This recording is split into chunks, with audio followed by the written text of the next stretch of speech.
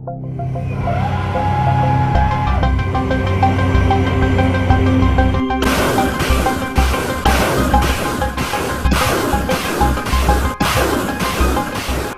Ukraine युद्ध को लेकर अमेरिका के पूर्व राष्ट्रपति डोनाल्ड ट्रंप कई बार इस बात को मुखरता से कह चुके हैं कि वो राष्ट्रपति बनने के 24 घंटे के भीतर यूक्रेन युद्ध रुकवा देंगे। यहां तक कि ट्रंप ने ये भी कह दिया है कि वो व्हाइट हाउस में जाते ही सबसे पहले यूक्रेन को दी जाने वाली मदद को पूरी तरह से रोक देंगे, जिससे यूक्रेन बातचीत की मेज पर आ जाए। इसके अलावा ट्रंप ये भी कह चुके हैं कि रूस ने यूक्रेन के जिस हिस्से पर कब्जा किया है वो उसे रूस के हाथों में गंवाना पड़ेगा, तभी रूसी सेना युद्ध को रोकेगी। लेकिन ट्रंप के इन बयानों से यूक्रेनी राष्ट्रपति वोलोदिमीर ज़ेलेंस्की की सांसें फूल गई हैं, क्योंकि अगर ट्रंप राष्ट्रपति बन गए तो यूक्रेन युद्ध में हार जाएगा। लेकिन अब इसको लेकर एक चौंकाने वाला खुलासा हुआ है।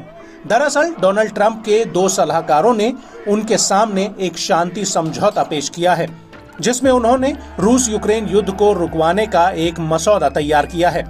ट्रंप के सलाहकारों का कहना है कि अगर ट्रंप राष्ट्रपति चुनाव जीतते हैं तो वो यूक्रेन को और हथियार सिर्फ इसी शर्त पर देंगे जब तक कि यूक्रेन रूस के साथ बातचीत की मेज पर नहीं आता। और ऐसी घड़ी में अगर रूस बातचीत से पीछे हटता है तो अमेरिका यूक्रेन को हथियारों की सप्लाई बढ़ा देगा। आपको बता दें कि ये बयान ट्रंप के राष्ट्रीय सुरक्षा सलाहकार लेफ्टिनेंट जनरल कीथ केलॉग ने एक इंटरव्यू के दौरान दिया है। आपको बता दें कि केलॉग और फ्राइडफ्लिट्स दोनों ही साल 2017 से 2021 में ट्रंप के राष्ट्रीय सुरक्षा सलाहकार रहे हैं और इन दोनों का कहना है कि शांति वार्ता के दौरान युद्ध को बढ़ने से रोकने पर जोर रहेगा। और इसको लेकर फ्लिट्स का कहना है कि मैं दावा नहीं कर रहा कि वो इस बात पर या हर शब्द पर सहमत होंगे, लेकिन हमें उनकी प्रतिक्रिया प्राप्त करके खुशी हुई है। स्टीवन च्योंग ने कहा कि ट्रंप या उनकी प्रचार टीम के आधिकारिक सदस्य का बयान ही अधिकृत माना जाएगा। वहीं दूसरी तरफ यूक्रेन युद्ध को लेकर ट्रंप ने जो स्टैंड लिया था उसका यूरोपीय देशों और उनकी खुद की पार्टी के भीतर से विरोध हुआ है।